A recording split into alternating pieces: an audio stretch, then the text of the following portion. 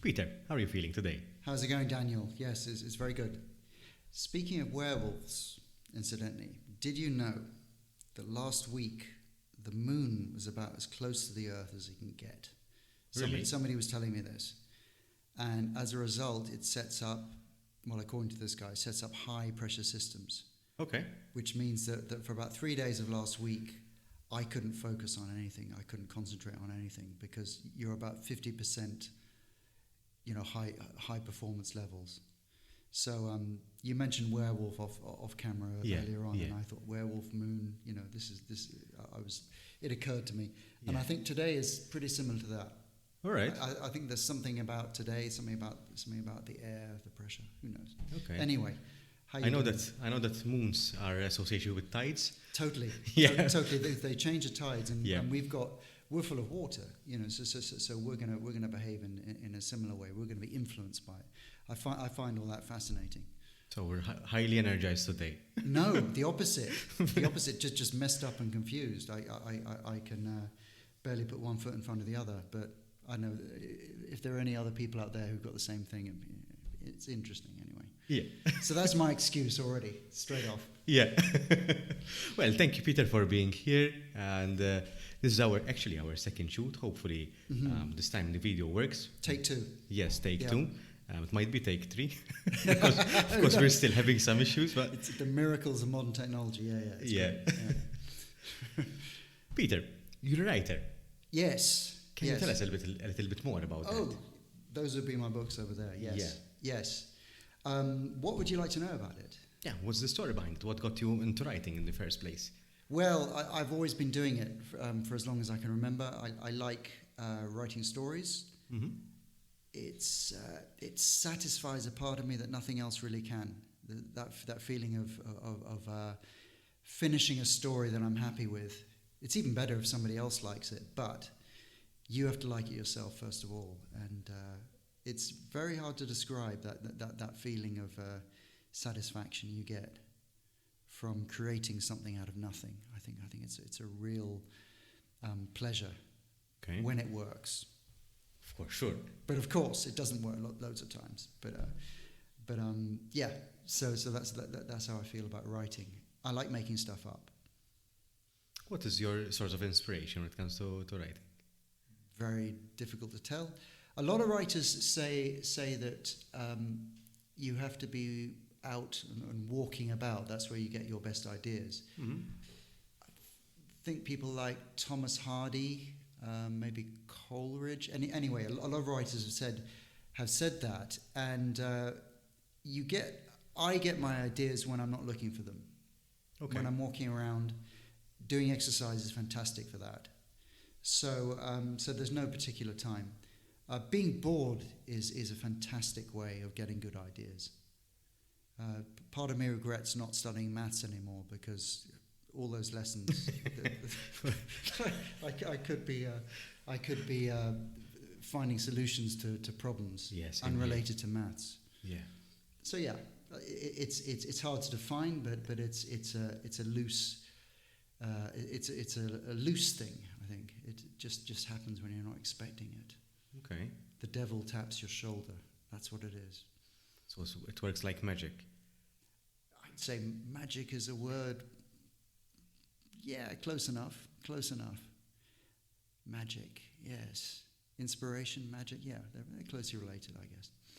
What is writing to you? To me, that's a really tough question. Another of your tough questions. Yeah. What is it to me? It's a place where I can go to and use imagination and just push boundaries and just basically process things you can't process during an average day. Okay. Writing for me is if I produce something which elicits an emotional response in somebody, I think that's fantastic.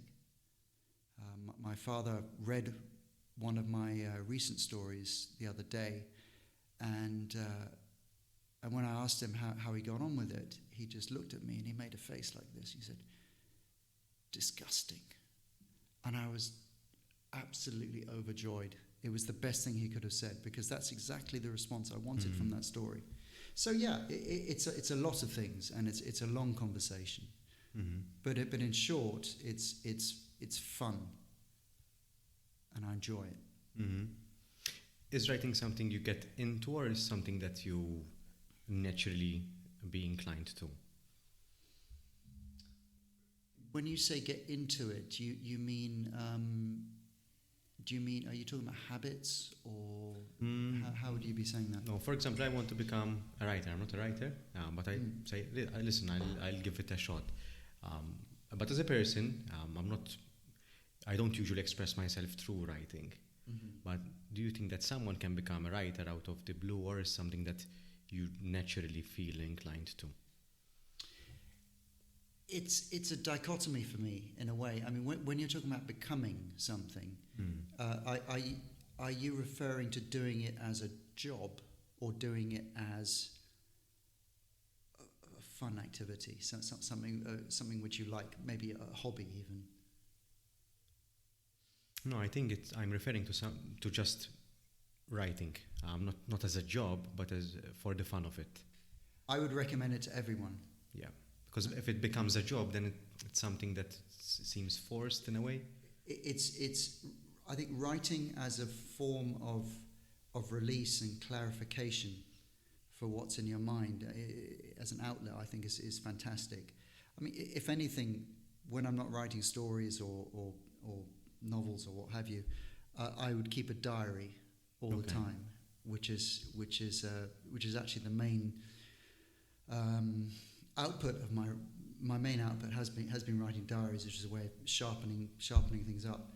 But I would recommend it certainly as something which is good for you, which can be therapeutic. I can see the benefits of that. I'm not sure whether I mentioned it to you last time, but since December I started writing an online newsletter. I've been doing it weekly, and it's online. You can access it. I will. Yeah. Basically, I write down my challenges, struggles, achievements for that week. When it comes to building my brand, scouting adventures, and whatnot. So it's kind of scribbles. I try to write it in the best way I can. I try to make it as engaging as possible. But yes, 3 months, 4 months down the line, I think it's been a release. At first, I wasn't very into it, but looking back, I think it's been sort of therapeutic as well. You can log you can time post your achievements, struggles, and you can look back into them and say, listen, okay, how did I deal with that at a particular time? It's sort of like, I think we mentioned it last time, we have certain music that we listened to when we were younger or in a particular period of our lives, and as soon as you listen to that genre or music, you immediately put yourself, it seems like time traveling. You put yourself into that situation, and if you read a log that you wrote 3 months back, you're able to go back in time into that particular period and reflect on it into a deeper level. So I think, yep. And in my case, it's journaling, not writing. I'm not writing a novel. It's like keeping a diary, much like your book, Agent Charlie, as we'll discuss later on. Yes. So yeah. There's a couple words I take from that. One is deeper level, because I think when you're writing anything, particularly diary forms or anything, anything that comes sort of like a journal, yeah. I think when you're writing anything, it reaches a level that you can't reach with anything else at all. When you're in the flow of it, when you're not thinking about it, I think that's really important. The other word you mentioned was scribbles, which I think is really good, because you have to play with it. It is essentially a form of play. It's a form of making stuff up, and that early stage is the inspiration. The innovation is the fun bit. There's heaps of hard work after that, but I think scribbling is fantastic, and it's really good for you. So yeah, I would say go for it. Anyone who can write, do it, and don't worry about what people think of you or it. and a lot of the writing you just keep for yourself. And as you say, it is like time traveling. You look at a diary from 10 years ago. Yeah. You're going to cringe. You're going to laugh. You're going to think, Yeah. oh, this is awful. But some bits of it you're going to find really interesting, and you can actually develop in the present from that. Yeah. So yeah, I'm all for it. And when you write, obviously you don't create a masterpiece immediately. What is the process? No, you do it straight off. Straight off masterpiece. Yeah, it's first draft. No. When you write, the first thing is the scribble. Yeah. That's it, and that's the best bit. But then you have to look at that. You have to work it. You have to.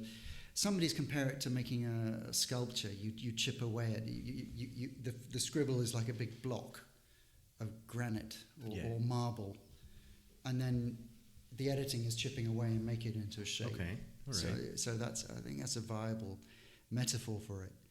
So there is obviously there's a lot of work afterwards. We were talking last week about the difference between it being art and a craft. Yes. I think art is always like the first draft or two, Mm-hmm. and then the craft is chipping away at it and making it into something that works as a story, that moves the audience. Mm-hmm. There's a lot to say about it. A lot of people have written terrific books about writing. My favourite book about writing as a craft was Stephen King's On Writing, which I'd recommend to anyone who's taking up writing as a serious occupation. Mm-hmm. Anyway, so yes, a lot to say about that. So what is your process of writing a good story? What process do you go into until you create the masterpiece? Well. The first part of the process is to walk around for about a year or so with it buzzing around inside your head and annoying you, and see how long it lasts. If a story won't leave your head, then write it down. I'm exaggerating. A year is a long time. Often, if I get a story idea, it's good to get it down as soon as possible, and to just blurt it out. Get paper and just write down as much as you can of it, and don't barely pause for breath. You've just got to get from the beginning to the end, and don't judge or edit it in any way. That's what I could recommend as a process. And then the next stages are obviously to do with shaping it. Mm-hmm. So that would be roughly how I work. Ideally, if I was really, really seriously enamored with a project or to be commissioned, etc., I would be doing it every morning or night. I tend to work in the mornings and the night. The afternoon's a waste of time. I blame the moon. The moon is usually out during the night. I blame everything that goes wrong. I blame on the moon. Yes, yeah. There was an earthquake in Malta about 4 days ago. Yeah. I'm pretty sure the moon was responsible for it. Probably. Who knows? I blame it on the moon. Damn it. Probably. Yeah. Did you wake up from the earthquake? Not really. I didn't feel a thing. So I woke up just before it, which was weird. I woke up and then it happened very quickly, and then it was over. You sensed it. Yeah, and I remember it being feeling like a giant was brushing past my room. It was a really strange feeling, but yeah, thankfully it was just one little quake. Yeah, shudder. Peter, Yes. you discussed about the process of transforming the art piece into the craft. Yes. What does it take to put yourself into sort of a third person judging your work? Because obviously you'd have your own bias, and I think therein lies the craft, the ability to see the extra bits and removing them. What does it take? It's very, very tricky. I mean, in short, the ideal thing that takes is somebody else reading it, an actual third person. I think the nearest I can get to a third person is to leave it for a week or so, or at least a couple of days, and come back to it. And most of the time, what you're going to come back to is filth, it's rubbish. But there might be a few good things in there that you can keep, and you can work on that. But yeah, as I say, once you're writing or you've just written it, it's quite difficult to judge it when you're in that zone. Yeah. So yeah, I would do one of those two things. Short term, give it a bit of time, and come back to it, and then just because you're fresh, maybe you've forgotten some of it, but also finding somebody who you trust to read it is a great thing as well. Mm-hmm. I think it's like wine. You leave it to ferment, and the taste improves, right? So. And you leave it too long, it turns to vinegar. Yeah, for right? sure. So there's this you got to sweet balance spot, it up. Yeah. Yeah, totally. but last time we mentioned the procrastination thing. Oh, and yes. And yeah, I think that falls into that. So there's the as a Tim Grant. I did a video on this as Yeah. well, about how to procrastinate actually. And there is a sweet spot when it comes to procrastination. It seems that if you let it sleep or let it rest for some time, you'd get more ideas. Daniel, I think you and I should introduce a new wine, and we're going to call it procrastination. And the vineyard will be called the sweet spot. And that's where we're going to grow all these really lazy grapes that will go into making this amazing wine, which will lull you into a good state of repose in which you can really create stuff. No, but procrastination is really really important. Can you have controlled procrastination? Probably not. But yeah, I mean that's part of the idea of getting good ideas when you're not expecting them. Yesterday I had some good ideas in fact it was for a couple of poems, which I don't normally write. I used to write a lot of them, but I don't write so much anymore. And I was in a fever, and I just wrote them down, and I was annoying people because I had my notebook, and I was writing down wherever I was writing it down. And I was really happy about it. And then last night I checked it, and it was all crap, complete crap. But it's interesting. Sometimes it'll just strike you. You know, you'll get that tap on the shoulder. You're not expecting it. Mm.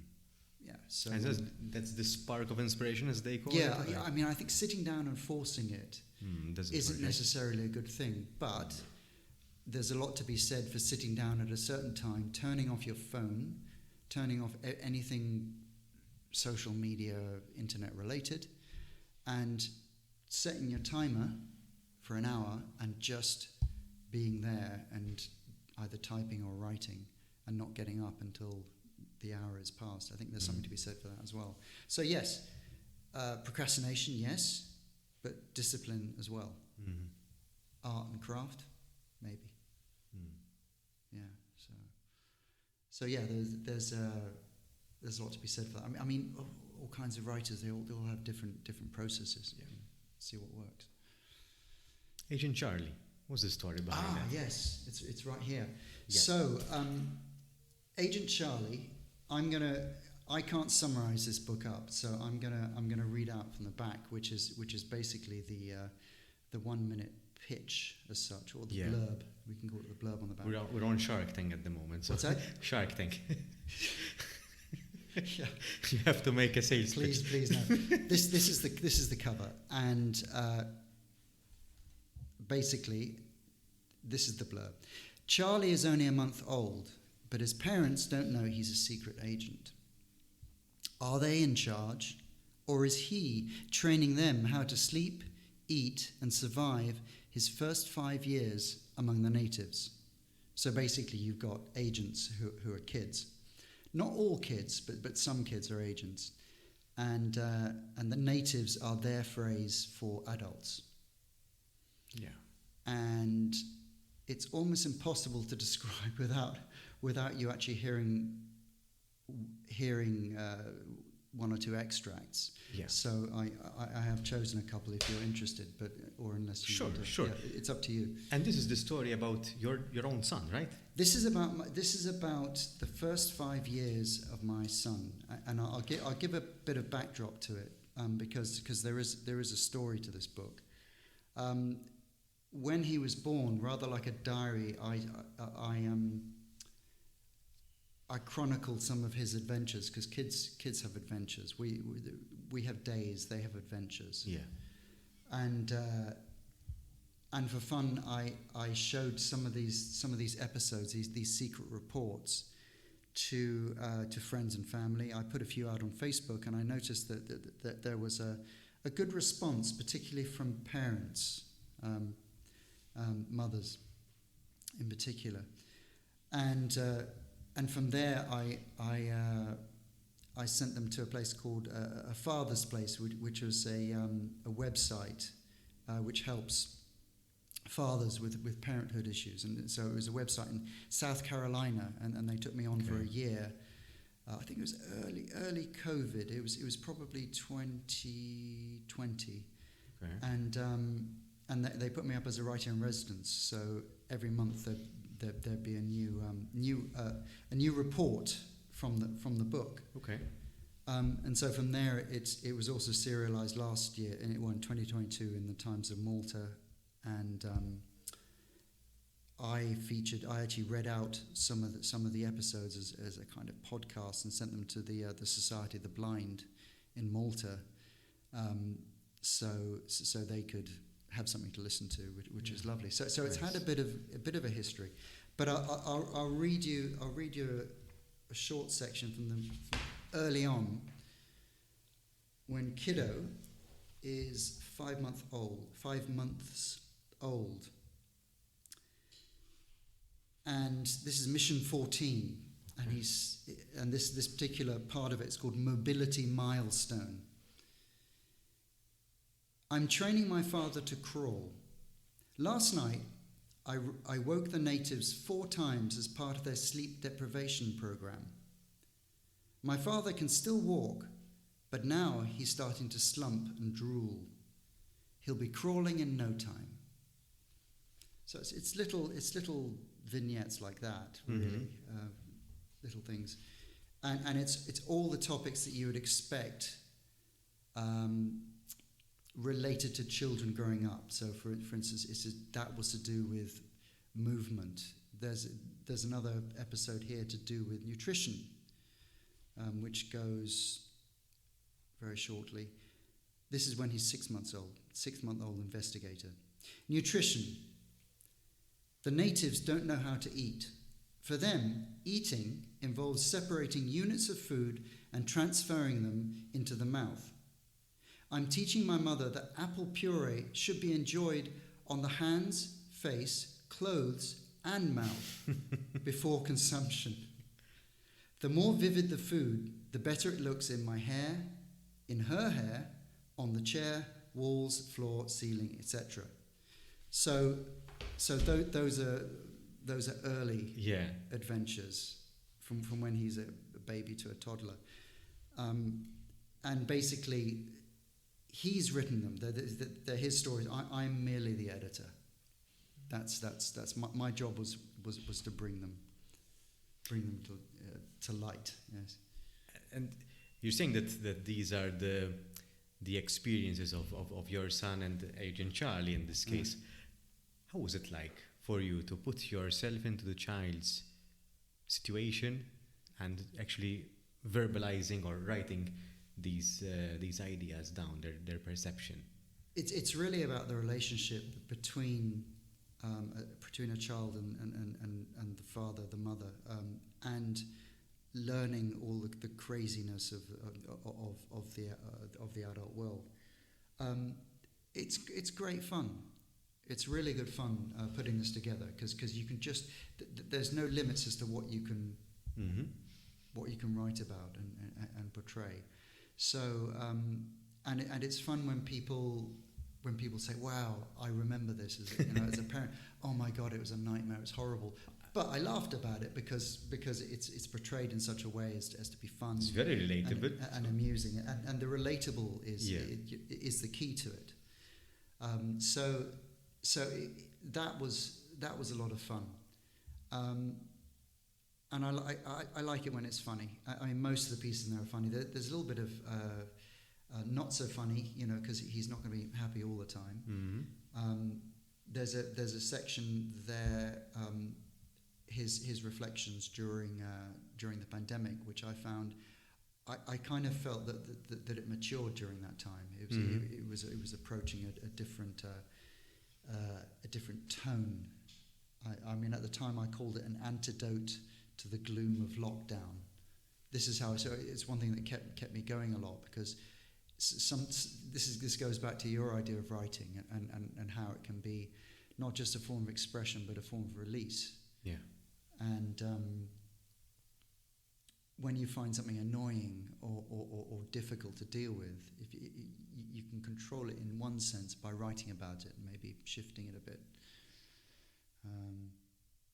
Yes. So the other thing I was going to mention was that actually putting together the book was a very enriching experience as well,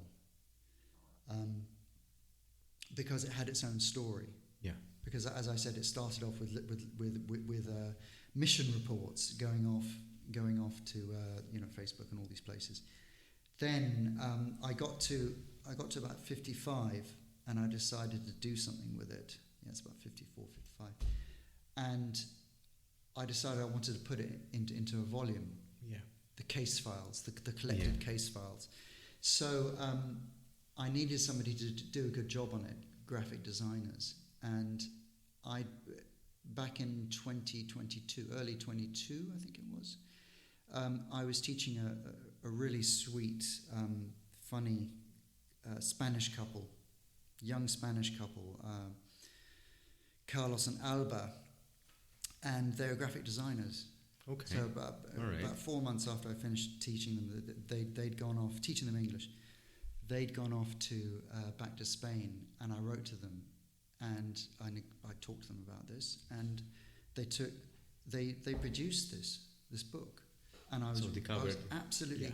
Often when books are put together or things put together, you have first drafts and it's no good, and straight off I was really happy with it, and some of the motifs you can see the hand there maybe I think are brilliant. So I was really, really pleased with it. So they became part of what I call Team Charlie. Okay.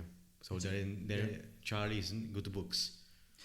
Yeah, Charlie doesn't actually know them as such, but I like the idea of a book being the sort of the collaboration. project, a collaborative project, as opposed to just this cliche of a writer up in a garret, just on his own, slamming words onto a page. So yeah, it's a really good place now. It's at a really good place. So I'm happy with that. Getting material online, there are certain set ways of doing it. Yeah. So I hired somebody who got the book onto Amazon. So I was really pleased with that as well. So it's up there. So it's really a collaborative project. Yeah. I like to think of it as teamwork. This is my son provides the source material, and then I shaped it into mission reports. What I found very interesting, and we discussed this last time as well, is the sort of divide between the agents and the natives. Last time we mentioned that it's about not coming of age, because Charlie's still young in the book, but it's about forming your own idea of the world around you and making sense out of it, and forming your identity as well. And the name natives struck me in a way that sort of the adults they have sort of formed their own identity, and they became native. They became a staple in the world. It's kind of like if you imagine, it's almost like colonists coming from the old world to the new. And I wanted to. It occurred to me that growing up, you're almost like you're arriving in a new land. Everything is new. Yeah. There's a wonderful cartoon I've got on my fridge, which has got two babies sitting there, and one saying to the other, "What's new?" And the other baby is just saying, "Everything." It's a brilliant cut, and it really sums up that experience. And I thought, and you can't really express it before you can't really express a whole lot in terms of stories before you're 3 or maybe when you're 4. And so I wanted to keep a record of it, and the main aim of it was that my son would read it later on, and then he would have a record of what really happened. and kind of what happened as well. In reality. Yeah, kind of what happened. So that for me is important. It's a sense of newness.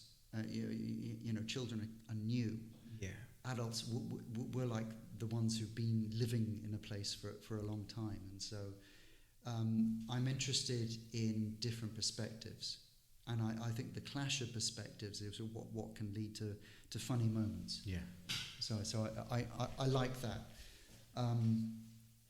Since you mention it, and since I mentioned the pandemic, that there is one section which I'm going to read, which I think illustrates how different, how the difference between his perspective and mine. And this is when, I'm just going to dig it up.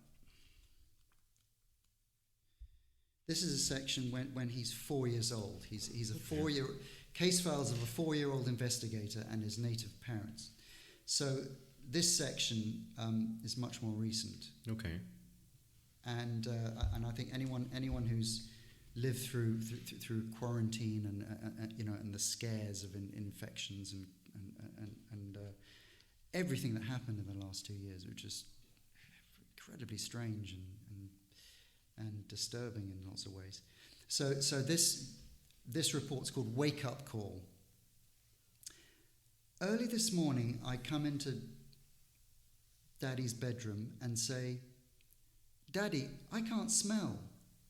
"What?" My father jumps out of bed as if electrocuted. He grabs a thermometer from the crisis cabinet and takes my temperature. "Do you have a fever, stroke cough, stroke headache?" His eyes are wide and wild. I think about it. "What does fever mean?" "Oh, God," says my father. He puts my finger in an oximeter. "Daddy, have you lost your sense of taste as well as your sense of smell?" he says, hyperventilating. "Daddy, are any of your friends infected?" "Daddy, what's a..." "You can't smell." He takes my hands and stares deep into my eyes. "You can't smell anything?" I wipe my nose. "Boogers." "What?" "Boogers." I hold up my fingers. "I can't smell." He goes wild with joy. "You've got a blocked nose. It's just a blocked nose." We dance around the tissues, thermometer, oximeter, plastic gloves, sanitizers and masks, celebrating my snot. and for me, you know, it's a wonderful thing to look back on something as strange as the pandemic, and to have records of it. So for me, that was a really, it's an important part of the book. It's not a huge part of the book, but there are references to, you know, masks and what have you. So yeah, it reminded me of the simplicity that children tend to fall into. I think that sometimes we adults are overly dramatic and we tend to worry a lot and exaggerate things, and children are like super carefree about stuff. And so if we imagine, if we live in a world where adults are not carefree, but they take things serious, but not too serious. But what's key to this is that kids are very dramatic, but kids and adults are dramatic about different things. And this is one of the sources of tension and conflict, which incidentally, if you like writing, are essential parts of writing stories, is tension and conflict. And for me, that goes along with the idea of perspectives and how different they are. What's important to a kid is very different to what's important to an adult. Yeah. And that's one of the things which can make a good story, or in this case, a secret report. But yeah, I mean, there are lots of cases of mistakes in this, of the father thinking one thing and the son thinking another thing. It's very much along those lines.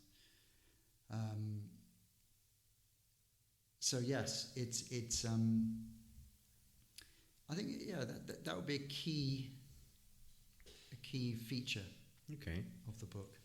What is your son's take on this, on his diary? I think he does know what it's. He does know about it now, and he's quite tolerant of it. Okay. When I mention it or when I show a book, when we're together and I talk about it, he says yes, it's my book.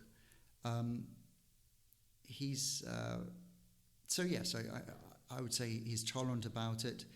I haven't really read him any of the missions. I don't recall reading him any of the missions, but maybe the aim is maybe when he's a bit older. Okay. Because he's now 6, but I would say a little bit older. Okay. Maybe it would appeal to him more when he's a little bit older. Because he's sort of nostalgic about some incidents or adventures. Yeah. I think it might amuse him. It'll probably embarrass him as well. Which is always good. It's like having a photo album in words.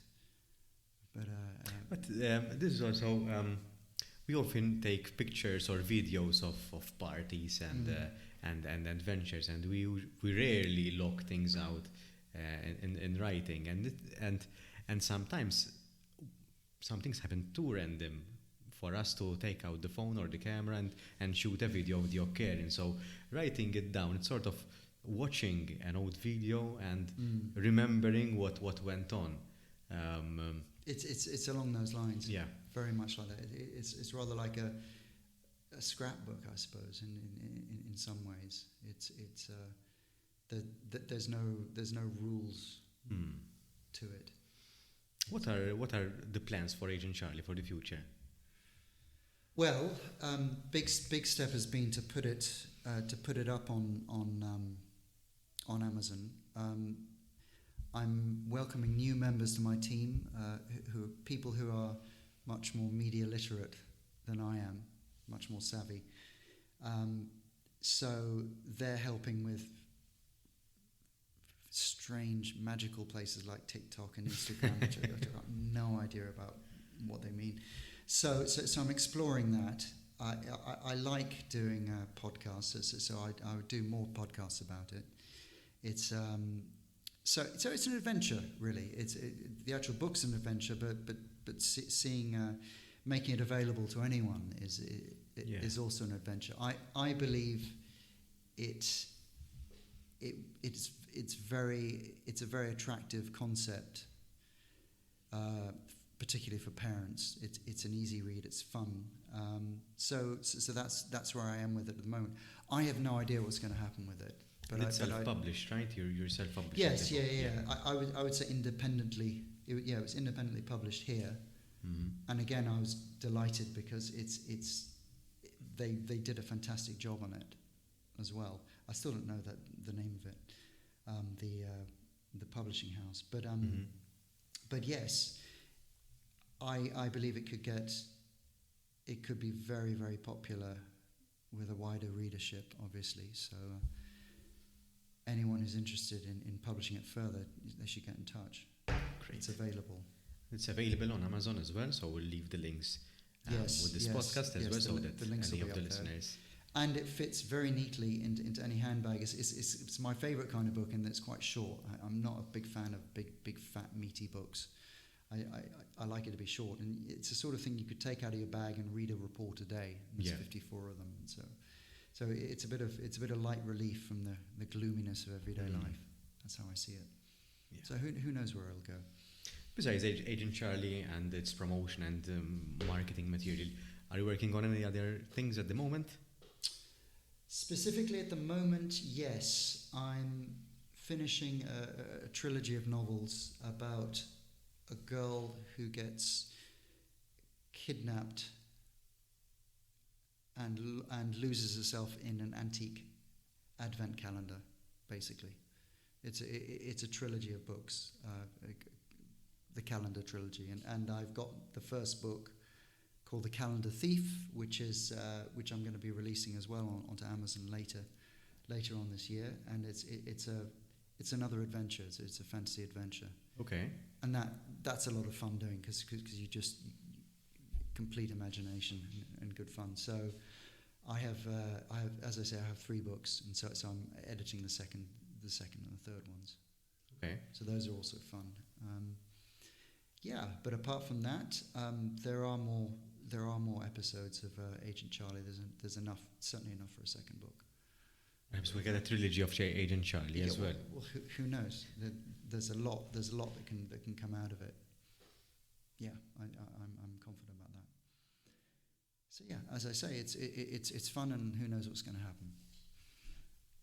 Peter, how did writing impact the person that you are today? That's another one of your diamond tip tough questions. You left me a gap there.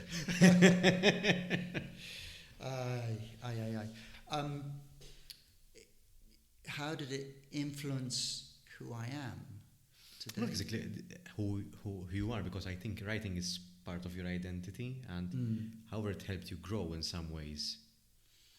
How was that the impact of writing, being a writer, and developing your craft? Well, I can honestly say, like a lot of writers, I would say any writer would look back at what they were writing at the beginning, when they started writing, and I believe the writing improves the more you do it. It's like anything. It's the 10,000 hours.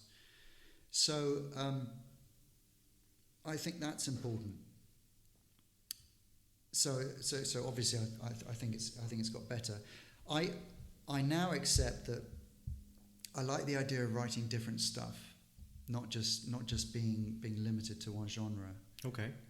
For instance, one of my favorite writers is Ian McEwan, who I think is amazing, and he tends to write about very different topics, which I like. Another guy is Stanley Kubrick, who directed just about, in fact, every film he directed was completely different, but brilliant. So those are like targets. The people I respect do different genres, and I would like to do that.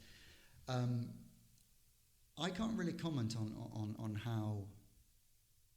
how it's changed me. I don't really know. Necessarily changed, but it helped you form the person who you are today, basically. I think I'm now a lot prouder looking back at stuff that I've done. Okay. It goes back to if you read something you wrote 10 years ago and say if there's 150 pages, and you value the stuff that's good, and sometimes I'm surprised at it. So I think that's lovely. I mean, I mentioned diaries earlier on. I've probably got diaries. If you start here, there's a pile of diaries about this high. Wow. From since I was 18. I haven't looked at them in detail, but there's something to look forward to. So for a comprehensive answer to that question, I'd have to read all of those, because they really show. Plus all the letters and emails that I've kept to people.